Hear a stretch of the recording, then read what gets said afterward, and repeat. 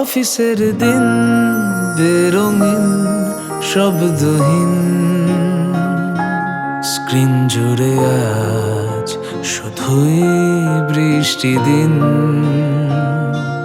কফির কাপে এক চুমুক আর বিকেল, অনুভূতিরা আজ শুধুই তোর দিকে।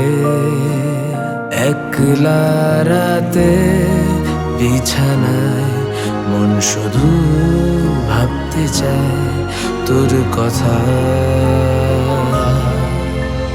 গভীর রাতের গোপন কথা, গভীর রাতের গোপন কথা, গভীর রাতের গোপন কথা, গভীর রাতে।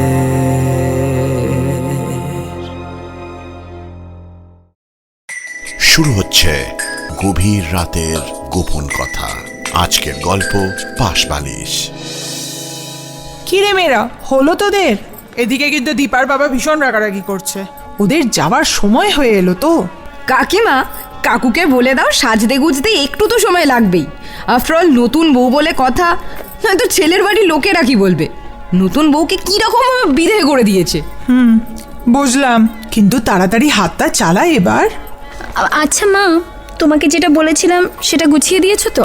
বাচ্চাদের মতন করিস না দীপা। কেন গো কাকিমা, কি হয়েছে? শোন তোদের বন্ধুর কথা, সে কিনা শ্বশুর বাড়ি নিজের পাশবালির সঙ্গে নিয়ে যাবে। কোথাও শুনেছিস নতুন বউ নিজের তত্ত্বের সঙ্গে তার পাশবালিশ নিয়ে এসেছে? কি সত্যি দীপা, তুই পারিস বটে। এতে হাসার কি আছে? আমার পাশ বালিশ ছাড়া ঘুম আসে না।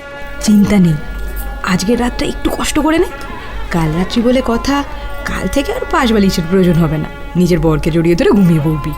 চুপ কর, খালি বাজে কথা। হ্যাঁ রে দীপা, তোর বর তো ম্যাথামেটিক্সের প্রফেসর শুনেছি। তাই রাতে বিছানায় বুঝি নিজের মুভস ক্যালকুলেট করে নেয়। বাজে কথা বলা বন্ধ করবি? আর মা, তুমি তো জানো আমার পাশ বালিশ ছাড়া ঘুম আসে না। তোমাদের কথায় বিয়ে করে নিলাম, নিজের বাড়ি, বেডরুম, খাট, আলমারি, ড্রেসিং টেবিল, গল্পের বই সব ছেড়ে রেখে যাচ্ছি। এরপর নিজের পাশ বালিশটাও ছেড়ে যেতে হবে? হ্যাঁ, নাও এবার অনেক হয়েছে, তাড়াতাড়ি রেডি হয়ে নাও, যাওয়ার সময় হয়ে গেছে। থাক থাক থাক বাবা, আর পায়ে হাত দিতে হবে না।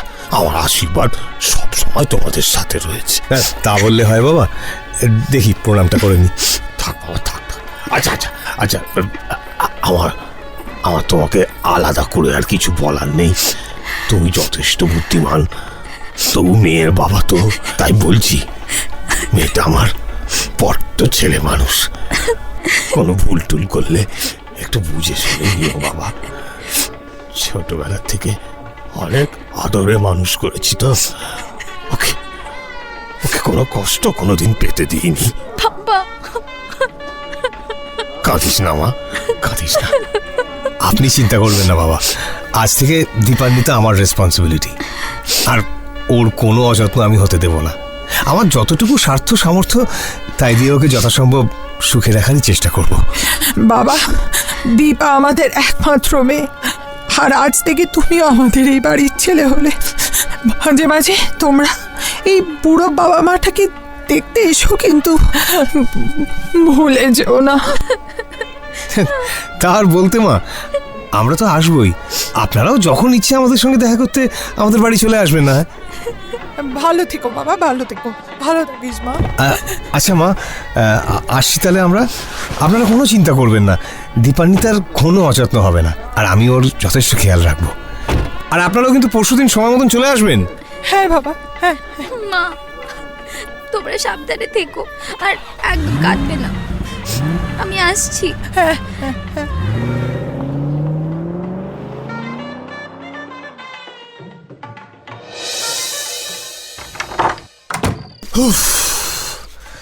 Finally it's over. বাপরে বাপ, লাস্ট 3 দিন কখন যে চাঁদ ডুবে সূর্য উঠলো আর কখন সূর্য ডুবে চাঁদ উঠলো বুঝতেই পারলুম না। আজ কতদিন পর নিজের ঘরে নিজের বিছানায় শোবো। তুমি বুঝি খুব টায়ার্ড? একটু। ও বাই দ্য ওয়ে, বাবা ফোন করেছিলেন, ওরা সবাই ঠিক মতন বাড়ি পৌঁছে গেছেন, বুঝছো? আচ্ছা। তা তুমি বলো, নতুন বাড়ি নতুন বিছানা কমফোর্টেবল তো? বাই দ্য ওয়ে, আমি তোমার সঙ্গে আগে কয়েকটা জরুরি কথা ক্লিয়ার করে নিই। কি? দেখো দেখো দীপা, এই আমি তোমাকে দীপা বলে রাখতে পারি তো? দেখো দীপা, আমি ছোটবেলা থেকে হস্টেলে মানুষ হয়েছি তো, নিজের কাজ সবসময় নিজে করার একটা অভ্যেস আছে আমার। তারপর ধরো রিসেন্টলি একটা রিসার্চ করছি, তার প্রায় সবসময় প্রচুর কাগজপত্র এদিক ওদিক ছড়িয়ে ছিটিয়ে থাকে। হ্যাঁ, কিন্তু তুমি না ওসবে হাত দিও না, জানো তো? কোনো কিছু হারিয়ে গেলে ভীষণ বিপদে পড়ে যাবো। ওসব ওরম ভেবেই রেখো, আমি নিজেই গুছিয়ে রাখবো। এই একটা বিষয়ে আমি পুরো তোমার মতো। হ্যাঁ। আমারও পছন্দ নয় কেউ আমার জিনিসে হাত দিক। জানো তো, বাড়িতে মা যখনই আমার ঘর গুছিয়ে রাখতো তখনই কিছু না কিছু একটা খুঁজে পেতাম না, হারিয়ে যেত। তাই চিন্তা নেই, যদি কখনো ধরিও তাহলে তোমাকে জানিয়েই ধরবো। বেশ বেশ বেশ, আমি কাবার্ডের একটা সাইড তোমার জন্য একেবারে পুরো খালি করে রেখেছি। তুমি আস্তে আস্তে তোমার সময় মতন তোমার জিনিসপত্রগুলো ওখানে গুছিয়ে রেখো, বুঝলে? আর এই ঘরটা পুরোটাই তোমার, তুমি চাইলে এটাকে নিজের মতন করে সাজাতেও পারো, বুঝেছো? শুধু আমার জিনিসগুলোতে কিন্তু হাত দিও না। মনে রাখবো। আর তোমার এই ফ্র্যাঙ্ক নেচারটা আমার বেশ পছন্দ হলো। হ্যাঁ, আমারও তাই মনে হয়, জানো। আসলে আমরা দুজনেই দুজনের কাছে নতুন তো, আর তাই একে অপরকে আরেকটু ভালো করে চিনতে গেলে আমাদেরকে একে অপরের সঙ্গে একটু স্পষ্ট হতে হবে, তাই না? তাহলেই দেখবে আগামী দিনে আর কোনো ভুল বোঝাবুঝিও হবে না। একদম। যাকে যাক, তুমিও যে আমার মতনই ভাবো এটা জেনে ভালো লাগলো, জানো। হ্যাঁ, অনেকটা রিলিফ বোধ করছি। আচ্ছা বেশ, তাহলে তুমি যাও, চেঞ্জ করে দাও, আর আমি বিছানাটা একটু গুছিয়ে নিই। হ্যাঁ, এই ফুল পাতার উপর কি শোয়া যায় নাকি বলো? আমি করে দেবো? না না, ইটস ওকে ইটস ওকে, তুমি কাল থেকে করো। নাও এবার কি চেঞ্জ করে নাও তো। আসছি।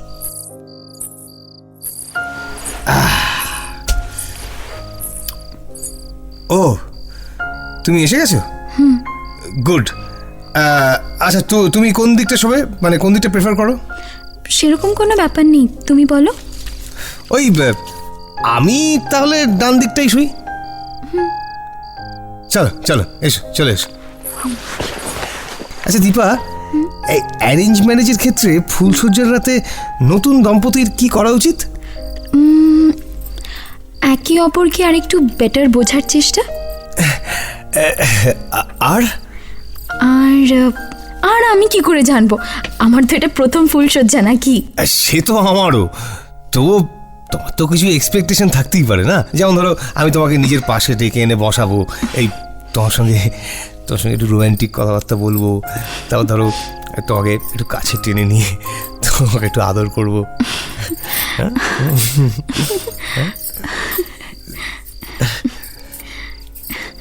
এটা আমার এক্সপেকটেশনের থেকেও বেটার ছিল। তাই তো? আচ্ছা, অনেক রাত হয়ে গেছে, তুমি ঘুমিয়ে নাও। লাস্ট 3টে দিন তো খুব ধকল গেছে, তারপরে আবার এর থেকে বেশি লেট করলে শরীরটাও খারাপ হতে পারে, তাই না? শুয়ে পড়ো। এটা কি? এটা কেন আমার পাশ বালিশ? হ্যাঁ, সেটা তো বুঝলাম, কিন্তু এটা আমাদের মাঝে কি করছে? আসলে এটা ছোটবেলা থেকে আমার সাথে রয়েছে, জানো। এটা ছাড়া আমার ঘুম আসে না। এই ব্যাপারটাও কিন্তু তোমার সঙ্গে আমার মিলে গেল। তাই? হ্যাঁ, আমার বাড়িতেও একটা পাশ বালিশ আছে। মাকে কত করে বলেছিলাম জানো, আমার সঙ্গে আমার পাশ বালিশটা দিয়ে দিতে, কিন্তু মা বলল নতুন বউ তত্ত্বে নিজের পাশ বালিশ নিয়ে যাবে, সেটা নাকি ভালো দেখায় না। তাই রেখে আসতে হলো, বলো তো। জানো, আমারও না পাশ বালিশ ছাড়া একদম ঘুম আসে না। মা বলে সবে অভ্যেস, সময়ের সাথে সাথে সব বদলে যায়। তাই এখন তো আমি এসে গেছি, এখন নিশ্চয়ই আর তোমার এই পাশ বালিশটার দরকার লাগবে না। দাও দাও, আমি সরিয়ে রাখছি। দাও দাও দাও না, আরে দাও, আমি সরিয়ে রাখছি। আর কখনো তুমি আমার পাশ বালিশ হাত দেবে না বলে দিচ্ছি। আই এম সরি দৈবিক, আমি তো শুধু... আমি তোমায় একবার বললাম তো, ছোটবেলা থেকে এটা ছাড়া আমার ঘুম আসে না। এটা আমাদের দুজনের মাঝখানেই থাকবে। সরি, তুমি এত রেগে যাচ্ছ কেন? প্লিজ শান্ত হও, প্লিজ শান্ত হও। অনেক রাত হয়ে গেছে, শুয়ে পড়ো। কাল কাল কথা হবে। সরি।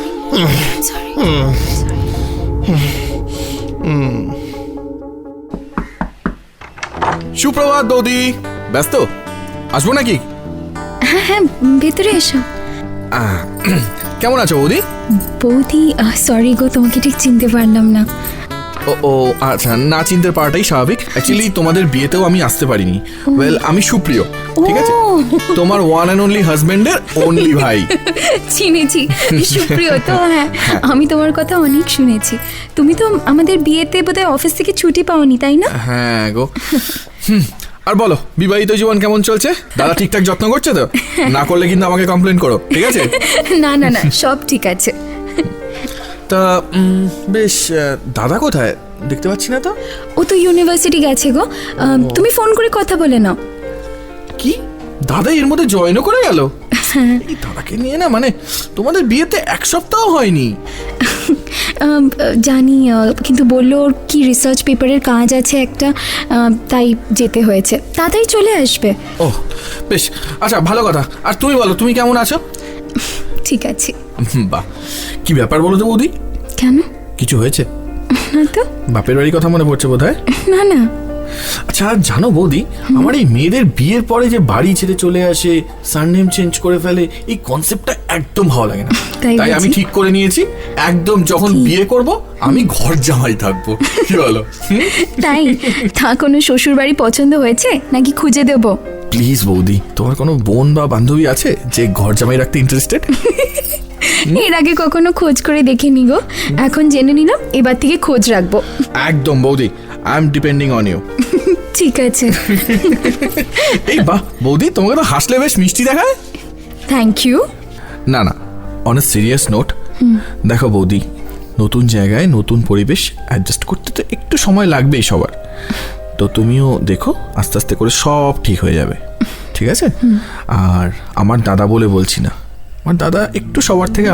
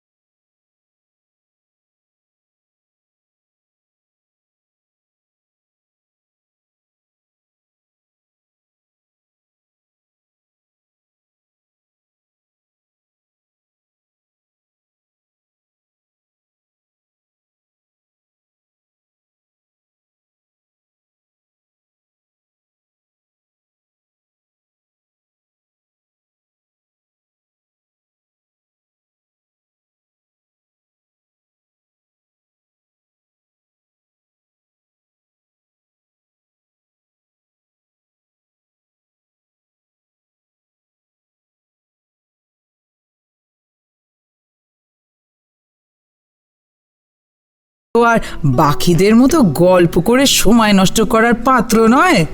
কিন্তু মা। ছোট, এই নিয়ে আর কোনো কথা শুনতে চাই না। আর বাড়িতে আরো 10টা মানুষ আছে, সেটা ভুলে যেও না। বৌদির সঙ্গে আলাপ করা হয়ে গেলে সবার ঘরে গিয়ে দেখা করে এসো। ঠাম্মি সকাল থেকে তোমার কথা বলছেন, যাও গিয়ে একবার দেখা করে এসো। আচ্ছা মা, তুমি যাও, আমি আসছি। তাড়াতাড়ি করো। আর দীপান্বিতা? হ্যাঁ মা। বড় খোকা ফোন করেছিল? কিছু বলেছে কখন ফিরবে? না তো। ঠিক আছে, দুপুর অবধি না ফিরলে একবার ফোন করে দেখো দুপুরবেলা বাড়িতে ফিরবে কিনা। নয়তো তুমি খেয়ে নিও, আজ আমার আবার বৃহস্পতিবারের উপোস, তাই আমি দুপুরে আর কিছুই খাবো না। পরে সন্ধেবেলা একটু দুধ সাবু খেয়ে নেবো আর কি। আর ছোট, দাদার নিন্দে করা হয়ে গেলে যাও গিয়ে ঠাম্মার সঙ্গে দেখা করে এসো, তারপর আমার ঘরে একবার আসবে। আমি ঘরে যাচ্ছি। হ্যাঁ মা। মা এসে পুরো ব্যাপারটা পুরো অকওয়ার্ড করে দিল না? সে আর বলতে। তুমি মাইন্ড করো না তো বৌদি, এই বাড়িতে সবার একটা আলাদা আলাদা চরিত্র, কিন্তু মন থেকে আমরা মানুষগুলো কিন্তু ভালো। এক মিনিট, হ্যাঁ, তোমার দাদা ফোন করছে। হ্যাঁ সে, ও দাদাকে বলো না কিন্তু আমি এসেছি, বাড়ি ফিরলে সারপ্রাইজ দেবো। তোমরা এখন কথা বলো, আমি আসছি, ঠিক আছে? ওকে। হ্যালো, বলছি কি করছিলে? এমনি তোমাকে মিস করছিলাম। তাই বুঝি? তা তা কি ভাবছিলে শুনি? এমনি তোমার কথা, তুমি কখন ফিরবে সেটা ভাবছিলাম। তাই? আচ্ছা, আমি যদি বলি আমি তাড়াতাড়ি ফিরে আসবো, তাহলে কি করবে? কি আর করব, খুশি হব।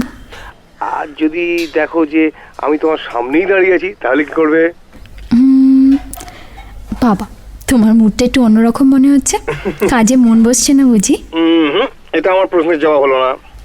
আরে কি বলবো বলো তো, ফোনে এসব কথা হয় বুঝি? না, তোমাকে বলতেই হবে। আমি যদি তোমার সামনে থাকতাম তাহলে তুমি কি করতে, তাহলে আমি ভেবে দেখতে পারি তাড়াতাড়ি বাড়ি ফিরবো কি না। সত্যি তুমি না বড্ড ছেলে মানুষ। আমি আচ্ছা, আমি যদি তোমার প্রশ্নের জবাব দিই তাহলে তুমি তাড়াতাড়ি বাড়ি ফিরে আসবে বলো? ডিপেন্ড করছে, only if you are honest. আচ্ছা, তাহলে তুমি যদি এখন আমার সামনে থাকতে তাহলে প্রথমে ঘরের চিটকিনিটা আটকে দিতাম, যাতে কেউ আমাদের ডিস্টার্ব না করতে পারে। আচ্ছা। তারপর তোমাকে জড়িয়ে ধরতাম। তারপর আর কিচ্ছু নয়, বাকিটা তুমি সামনে এসো তবে বলবো। ঠিক আছে, নাও তাহলে। এবার আমি হাজির তোমার সামনে, করো কি করবে। কি তুমি কখন এলে? তোমার হয়ে ফার্স্ট স্টেপটা না হয় আমিই নিলাম।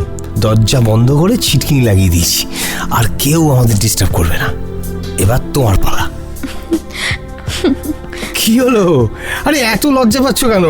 একটু মুখটা তোলো, দেখি আমার বউকে লজ্জা পেলে কেমন দেখায়। অনেক চেষ্টা করে আজ কাজে মন বসাতে পারছিলাম না জানো, খালি তোমার কথা মনে পড়ছিল। খুব তোমার এই লাল টুকটুকে ঠোঁট দুটোর কথা মনে পড়ছিল। খুব তোমাকে আমার আদর করতে ইচ্ছে করছিল, তাই তো ছুটতে চলে এলাম তোমার কাছে।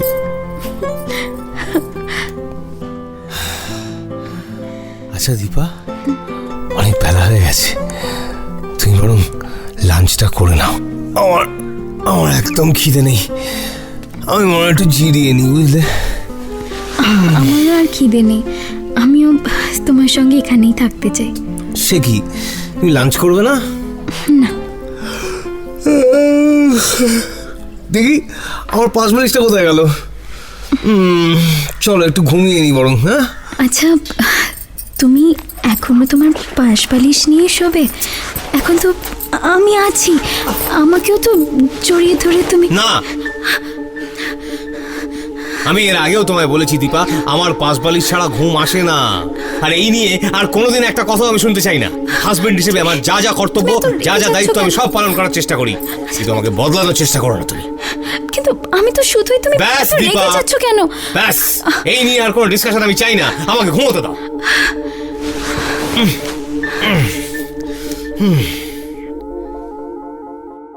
হ্যালো হ্যালো হ্যালো, আরে হ্যালো, কিরে বল।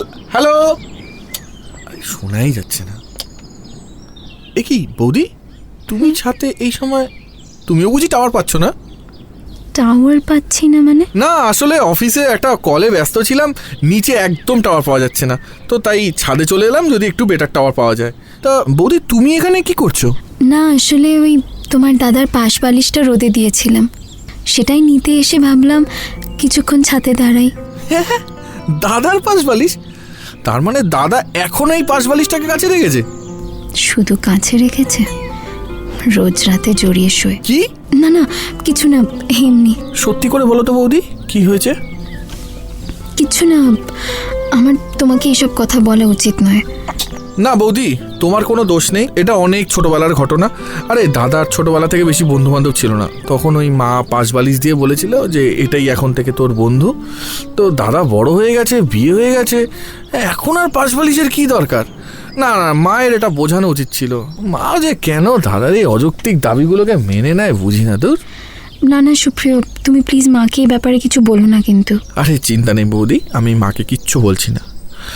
কিন্তু বৌদি, একটা কথা জিজ্ঞাসা করছি, যদিও ওটা উচিত নয় আমার, তবু বলছি, দাদা আর তোমার রিলেশনশিপটা নর্মাল তো? আই মিন তোমাদের কনজুগাল লাইফটা ঠিক আছে তো? হ্যাঁ ঠিক আছে। তুমি কিন্তু চাইলে আমি দাদার সঙ্গে পার্সোনালি কথা বলতে পারি। না না, তার কোনো দরকার নেই। আর এনিওয়েজ অনেকক্ষণ হয়ে গেছে, আমার এবার ঘরে যাওয়া উচিত, পরে কথা হবে। হ্যাঁ ঠিক আছে। বৌদি 1 মিনিট দাঁড়াও তো। আমি নেক্সট উইক চলে যাব। আচ্ছা। আর আমি সবসময় শুনেছি বৌদি আর দেওরের মধ্যে সম্পর্কটা খুব বন্ধুত্বের হয়। তারা একে অপরের পেছনেও লাগে, আবার একে অপরের সুখে দুঃখে সবসময় সাথেও থাকে। আমি কিন্তু তোমায় বন্ধু হিসাবে হাতটা বাড়িয়ে দিলাম, এবার অ্যাকসেপ্ট করা না করা তোমার ব্যাপার। থ্যাংক ইউ, আমি আসছি। হ্যাঁ, এখন ওকে। কে রে, কে আমার ঘরের সামনে দিয়ে নূপুর পরে হেঁটে যাচ্ছে রে? ও, আমি ঠাম্মি। তোমার ঘুম ভাঙিয়ে দিলাম নাকি? না, কে? বড়নাথ বউ? হ্যাঁ। আয় আয়, ভেতরে আয়। ঠাম্মির ঘরের সামনে দিয়ে যাচ্ছিস, একবারও দেখা করতে এলি না যে?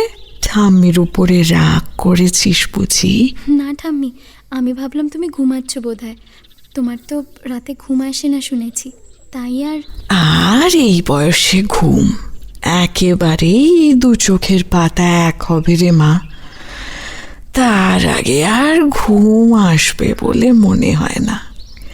তা তুই দরজায় দাঁড়িয়ে আছিস কেন? আয়, আমার কাছে এসে বস।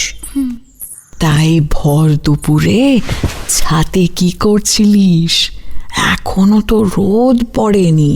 ওই তোমার বড় নাতির পাশ বালিশটা রোদে দিয়েছিলাম, সেটাই নামিয়ে নিয়ে যেতে এসেছি। পাশ বালিশ?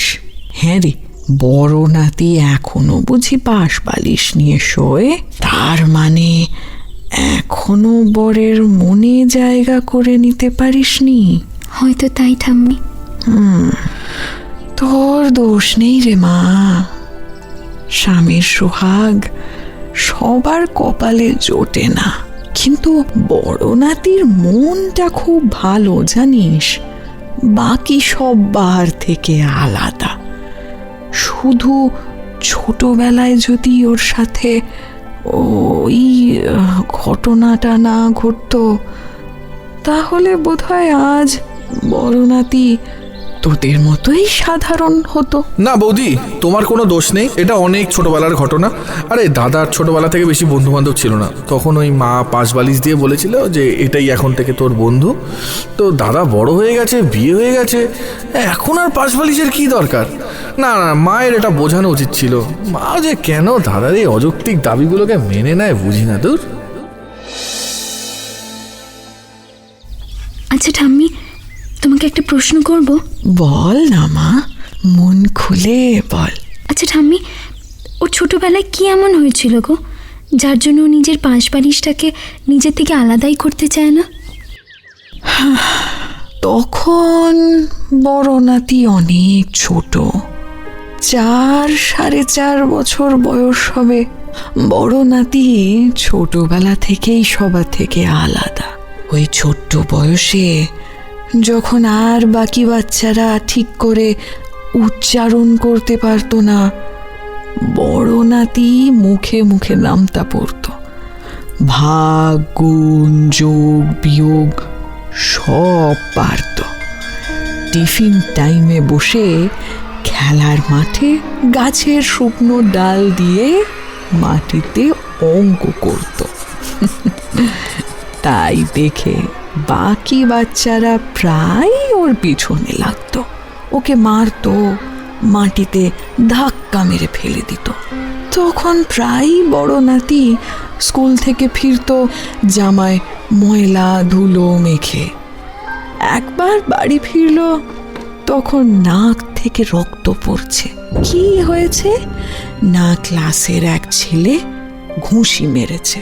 কোনো বন্ধু ছিল না ওর, বড্ড ভয় পেয়েছিল বড় নাতিটা আমার, খুব কাঁদছিল।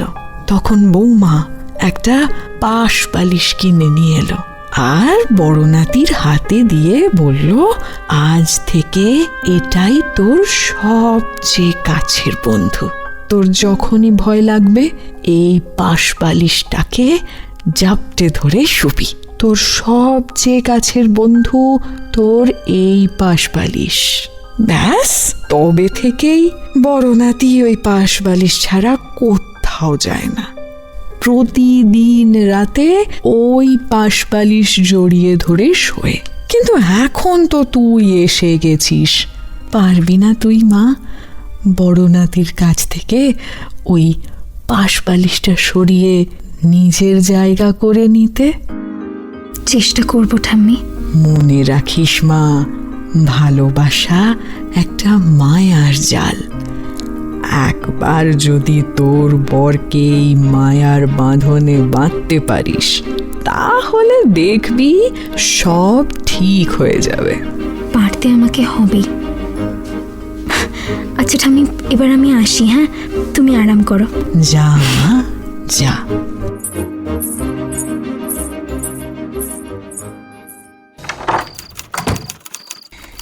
এই, তোমার কাজ হয়ে গেছে?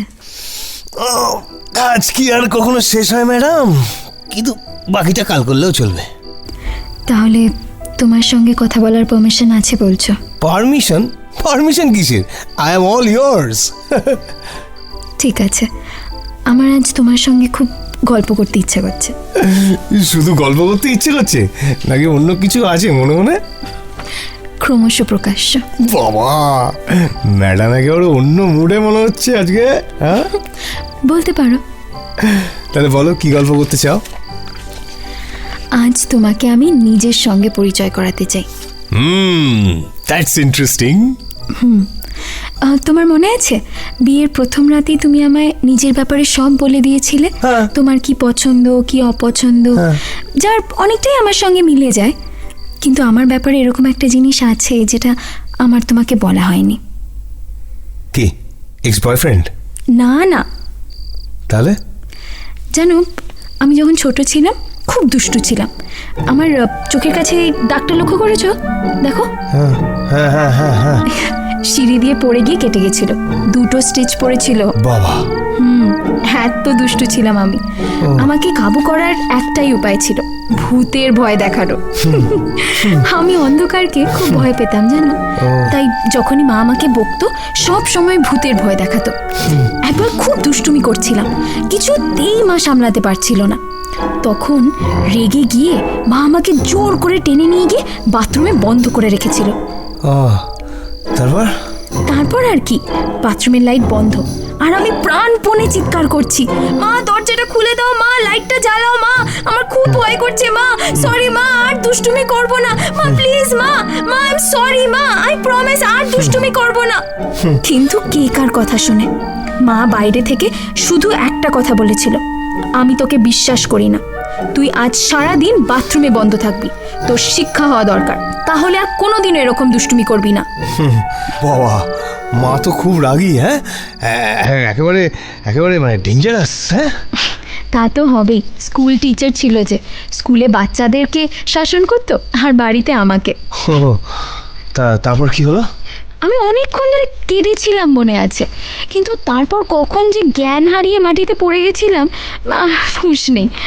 3 ঘন্টা পর যখন মা দরজা খুললো তখনও আমি অজ্ঞান। তারপর ডাক্তার, ইঞ্জেকশন, বেশ অনেকক্ষণ সেন্সলেস ছিলাম।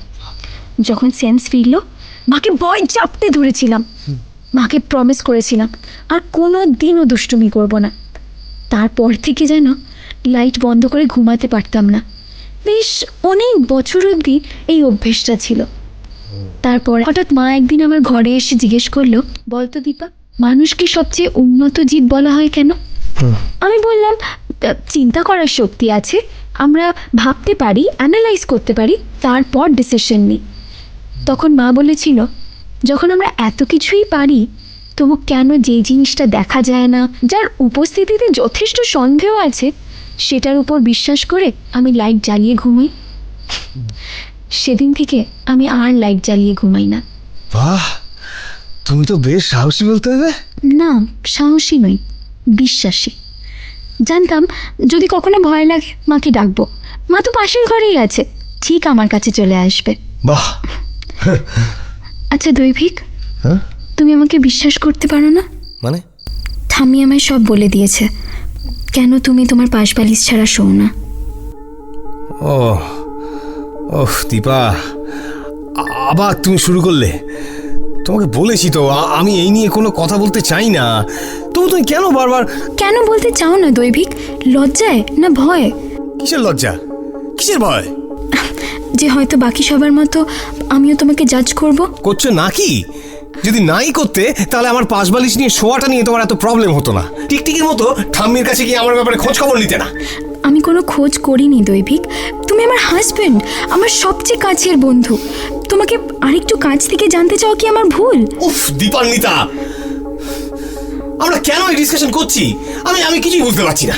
দৈভিক, আমরা মেয়েরা যখন কাউকে ভালোবাসি সবটুকু দিয়ে ভালোবাসি, আর ইন রিটার্ন এটাই এক্সপেক্ট করি যে তারাও সবটুকু দিয়েই ভালোবাসবে। আমি কি পারি না তোমার লাইফে তোমার পাশ বালিশটার জায়গা নিতে? দীপা দীপা, তুমি ভুল বুঝছো। তুমি সত্যি আমার খুব কাছের। তুমি নিজের তুলনা একটা পাশ বালিশের সঙ্গে কেন করছো বলো? পাশ বালিশটা শুধু আমার একটা অভ্যেস, যেটা বদলানো যায় না। সব অভ্যেস বদলানোর দরকার আছে কি? তুমি ফুলশয্যার রাতেই বলেছিলে দৈভিক, আমাদের মধ্যে সবকিছু স্পষ্ট থাকা দরকার, যাতে কখনো কোনো ভুল বোঝাবুঝি না হয়। আমি সেটাই করার চেষ্টা করছি শুধু। কিন্তু দীপা, দৈভিক, তুমি শান্ত হও আগে। তুমি দেখো আমি আছি তো। পাশ বালিশটা যদি তোমার দুর্বলতা হয়, আমি তো তোমার সাহস হতে পারি বলো। শুধু একবার তুমি আমার উপর বিশ্বাস করে দেখো। তুমি এই পাশ বালিশটাকে আমাদের মাঝ থেকে সরিয়ে রাখো। হ্যাঁ, না তুমি দেখো, তুমি আমায় বিশ্বাস করো। এই তো আমার চোখের দিকে তাকাও। দেখো আমি কখনো তোমায় ছেড়ে যাব না। আজ থেকে আমি তোমার বন্ধু, সবচেয়ে কাছের বন্ধু। তোমার সাহস, তোমার কনফিডেন্স, এই পাশ বালিশটা তোমার কোনো দরকার নেই, বিশ্বাস করো। তুমি আমাকে বাকিদের মতো পাগল মনে করছো নাকি? কে পাগল নয় দৈভিক, আমাদের সবারই লাইফে কোনো না কোনো অবসেশন আছে, ভালোবাসা আছে। তাই তো আমরা সবাই একে অপরের থেকে আলাদা, আমরা স্পেশাল। আর তাই আমি তোমায় এত ভালোবেসে ফেলেছি।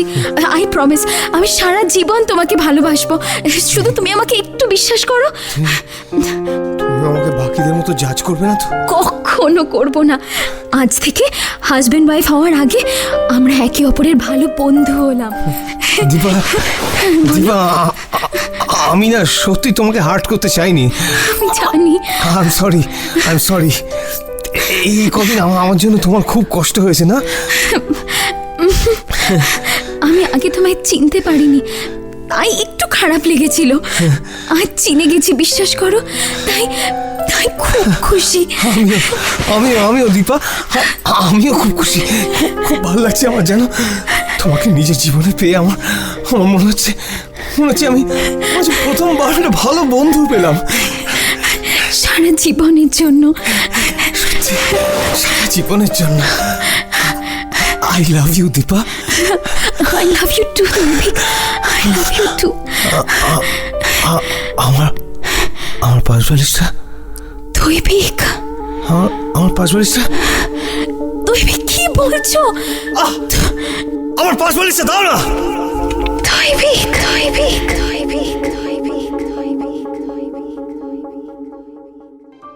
শুনছিলে গভীর রাতের গোপন কথা। আজকের গল্প ছিল পাশ বালিশ। গল্প দেবারতী, আবহ ও সাউন্ড ডিজাইন সায়ন্তন, দীপান্বিতার ভূমিকায় দেবারতী, দৈভিকের ভূমিকায় আরজে শেখর, দীপান্বিতার বন্ধুর ভূমিকায় শ্রীতমা, দীপান্বিতার বাবা ও মায়ের ভূমিকায় আরজে শেখর এবং এশা, দৈভিকের মায়ের ভূমিকায় আরজে জিনিয়া, দৈভিকের ঠাকুমার ভূমিকায় আরজে চৈতালি, দৈভিকের ভাইয়ের ভূমিকায় সায়ন্তন। গভীর রাতের গোপন কথা কেমন লাগছে জানাতে লাইক করো আমাদের ফেসবুক পেজ গভীর রাতের গোপন কথা, আর শুনতে থাকো fever 104 FM, the Dada of Entertainment. Rocket Oil for Men presents গভীর রাতের গোপন কথা।